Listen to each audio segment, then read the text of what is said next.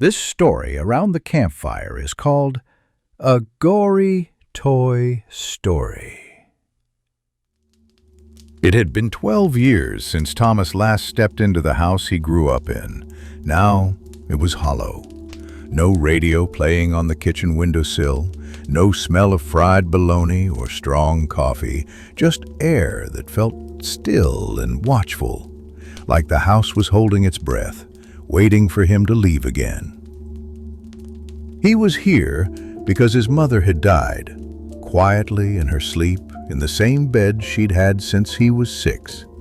The house was already listed, the papers signed. The realtor told him he had until Sunday to grab whatever he wanted before they boxed it all up and threw it out. He thought he was over it, over the grief, over the place, but something kept tugging at him. He found himself pulling down the attic ladder, climbing it slowly as dust fell in soft clouds. The attic was hot and smelled like insulation and cardboard, forgotten holiday decorations, moldy photo albums, cracked picture frames. He found a plastic bin marked Tommy's Crew. Inside, time had been preserved. Trooper Tank Turner was at the top, a G.I. Joe-style army man wearing desert camo and holding a tiny yet pointy plastic knife and real dog tags around his neck. Beside him, Rex Royal, a scuffed wrestling man action figure made in resemblance of the world champion at the time. He held a look of aggression on his face, along with taped fists. Then Barker, a threadbare stuffed dog with dusty glass eyes and crude stitching. And finally, Chomps, an evil-faced monster truck with angry red headlights for eyes and pin-sharp rubbery teeth where the grill would be. Thomas stared at them like they were ghosts. He ran his fingers over them gently. They weren't just toys, they were protectors. When his mom was angry at him or his stepdad came home enraged and drunk off of booze and cigarettes, they were there. He would place them in a line in his room at the door. To him, they weren't just playthings. They were his first line of defense.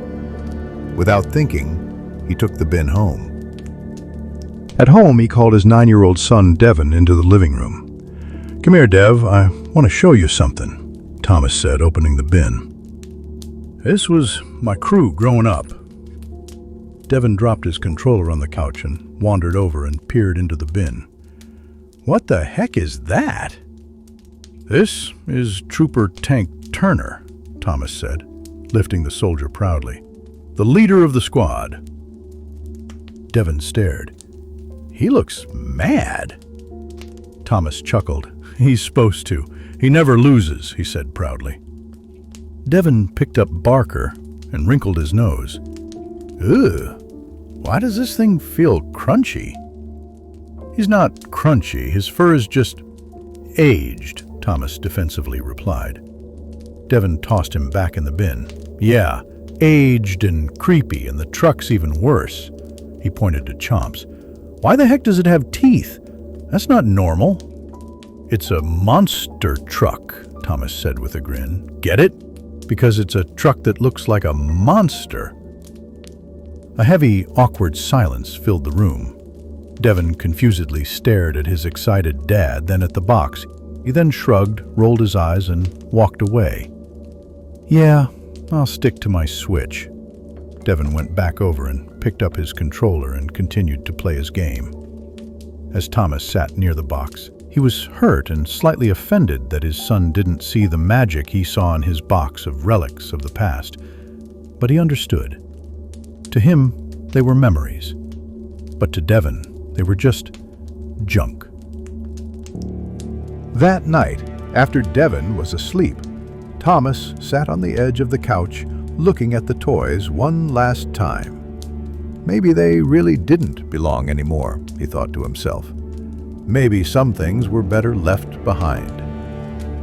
He carried the bin to the front porch and set it on the steps. He grabbed a marker and wrote "Donate" across the top of the lid in thick black letters. He turned to go inside, then stopped. He heard a low buzzing. The porch light above him hummed faintly. Then, a light pop. He looked back. The lid was now open, just a little. Not flung wide, but cracked, barely. He stared at it. He was sure he had closed it tight. The flap was peeled back just enough to reveal Tank Turner's face and black eyes, his plastic head now tilted to the side. Thomas stood still, chest tight. Then he shook his head. "Probably the wind," he muttered. He bent down, grabbed the old mulch bag sitting by the steps, and dropped it on top of the lid to keep it sealed. Now inside, he double-locked the front door, but once upstairs and in bed, he couldn't sleep. He could swear he heard something moving on the porch. Plastic scraping, wheels clicking, a soft tapping. He finally got to sleep, then awoke only minutes later to silence. Unnatural silence. The kind that makes your stomach tighten because you know something is wrong. He got up, creaked open his bedroom door, and peered down the hallway. Then he heard it. The tap of plastic on tile.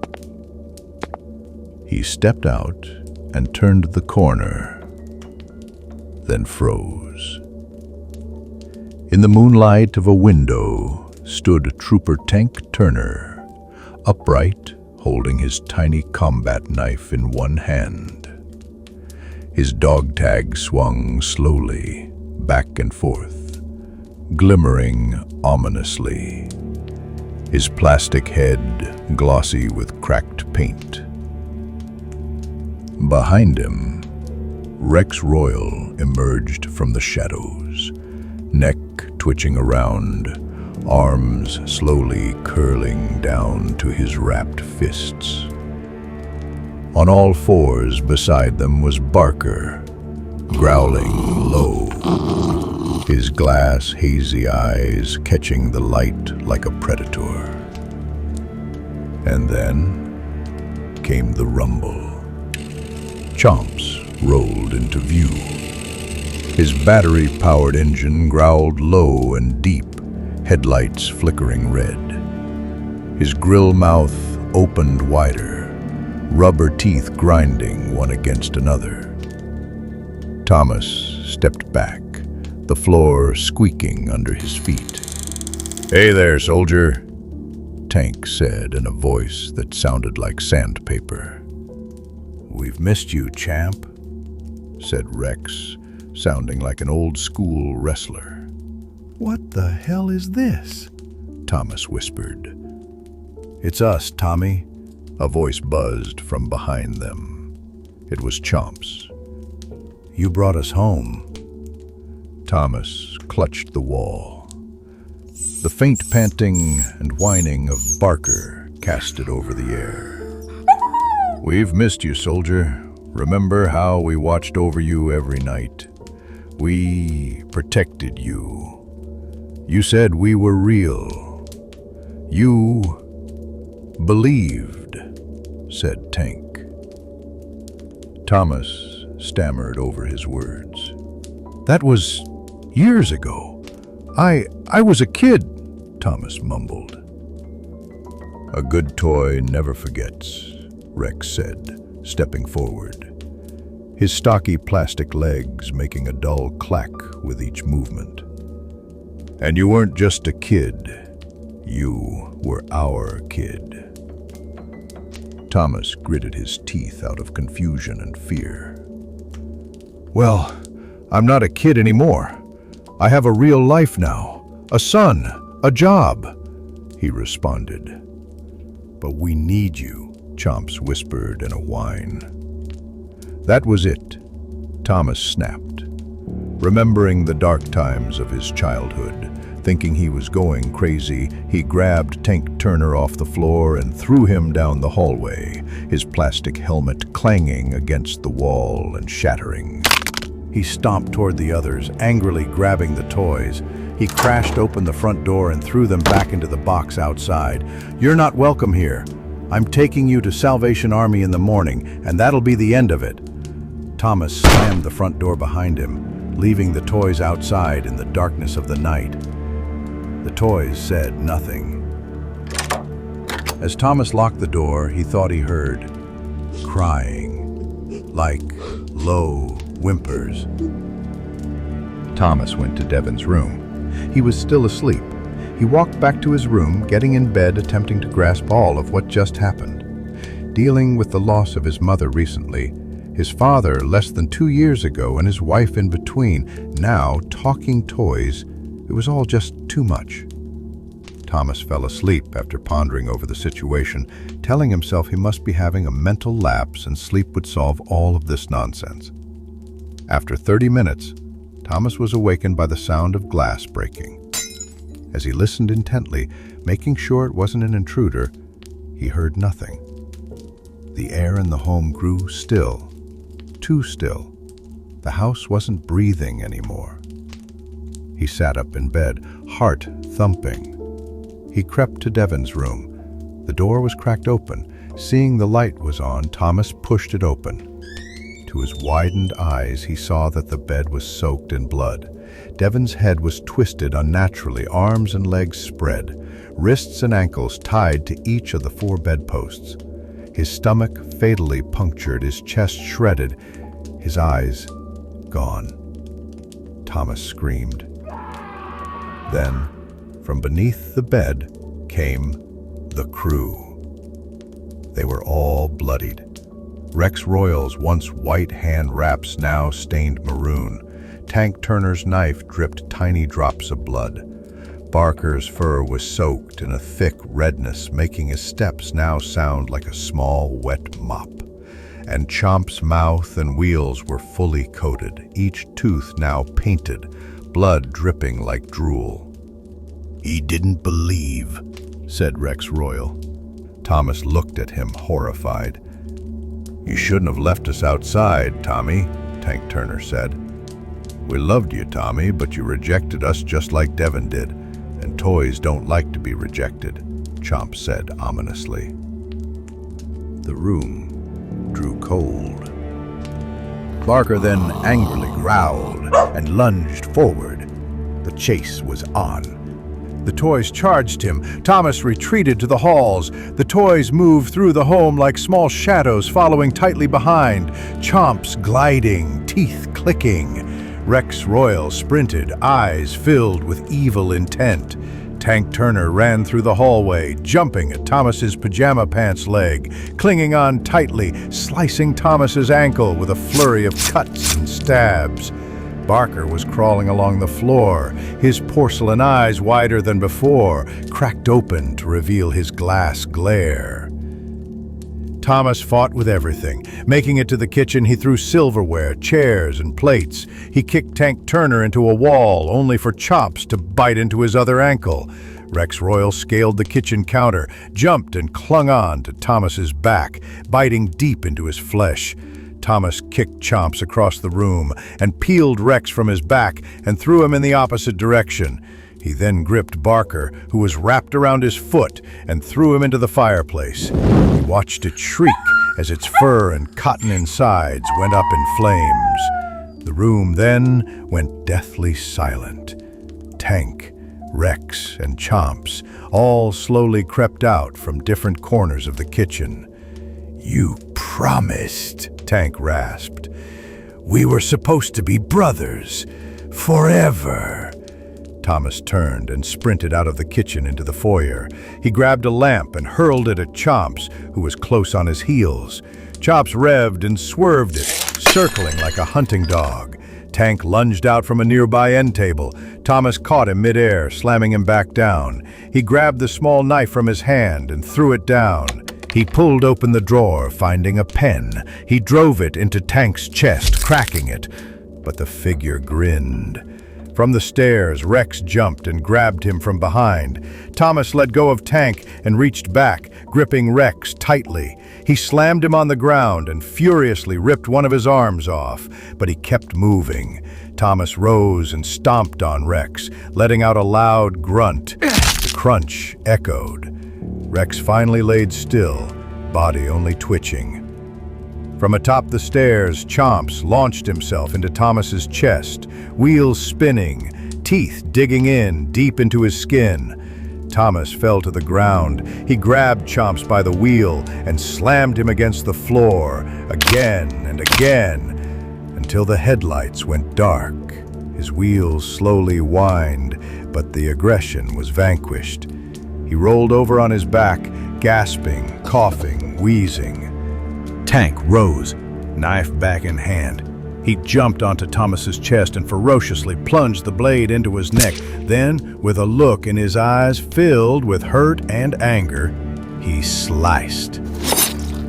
Thomas gurgled on the ground, blood pouring from his open throat. His body convulsed as he tried to cover the wound, but to no avail. The blood just kept coming. He reached out for Tank Turner with one last muster of energy, but the toy took a step back and devilishly watched the life in the boy-turned-man he once called his friend fade. Thomas's body slowly came to a halt, and as the floor pooled with more and more blood, Tank Turner stared and lowly growled, "Goodbye, soldier." 3 days later, Peter, Thomas's co-worker, stopped by to check in. The front door was locked. A sticky note was taped to the glass. "Gone on vacation. Be back soon." Peter was confused. "It's not like Tom to go on vacation and not tell me," he said. He then turned and spotted the red bin on the porch. "Donate, huh?" he exclaimed. He opened it, and inside he saw Thomas's old toys. "Whoa! I had one just like this. Mine was just a little cleaner." He lifted Tank out of the bin and looked at his red-stained camo outfit. "They don't make 'em like this anymore," he exclaimed. He carried the bin to his car and placed it in the back beside his daughter. The 3-year-old giggled and reached down into the bin and held up Chomps. "He's cute!" she excitedly jeered. She reached back into the bin and pulled out something small and round. "Daddy, what's this?" she asked. Peter took it. It was an eyeball, pink around the edges, the white streaked with red, veins still clinging to the back. He frowned as he rolled and turned it in his fingers. "Must be a Halloween toy," he said. "Looks pretty realistic, doesn't it?" He reached back and handed it to her as she laughed and tucked it into Chomps' mouth.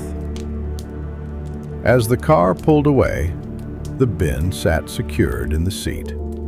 Inside the box, Tank's dog tags jingled faintly.